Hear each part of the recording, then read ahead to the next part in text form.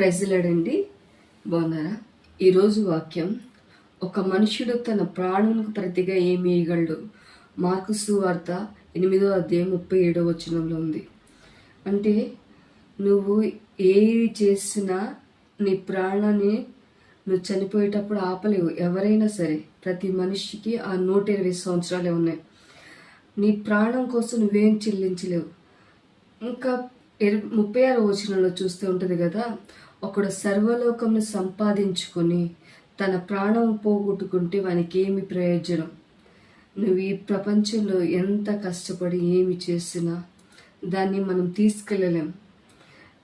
Alexander ప్రపంచం మొత్తాన్ని గెలిచాడు, కానీ తను చనిపోయేటప్పుడు చేతులు పైకి పెట్టమంటాడు. ఎందుకంటే నేను ఈ లోకాన్నంతా జయించినా కానీ ఏమీ పట్టుకెళ్ళట్లేదని. ఒకవేళ అతను అంత సంపాదించి ఇదిగో ఇంత డబ్బు ఇస్తాను, లేకపోతే ఈ భూభాగాన్ని నీకు ఇస్తాననేసి మనం డీల్ చేసుకోలేము.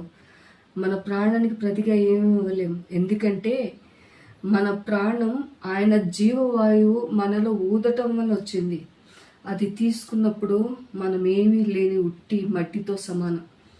కాబట్టి 35 ఉంటుంది కదా, ఒక తన ప్రాణం రక్షించుకొని గోరువాడు దాన్ని పోగొట్టుకుంటాడంట.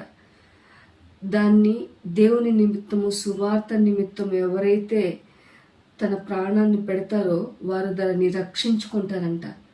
అంటే నీ ప్రాణంకి, నీ జీవానికి విలువ ఎక్కడొస్తుందంటే దేవుని కోసం ఉన్నప్పుడు. నాకెందుకులే ఈ జీవితం, ఎప్పుడు చచ్చిపోతాను కొంతమంది కోరుకుంటారు. కొంతమంది బాధలు సహించలేక చనిపోదాం అనుకుంటారు. కానీ ఒక్కసారి చనిపోతే నీ ప్రాణం నీ శరీరంలోంచి వెళ్ళిపోతే తీర్పులో నువ్వు నిలబడాల్సి వస్తుంది.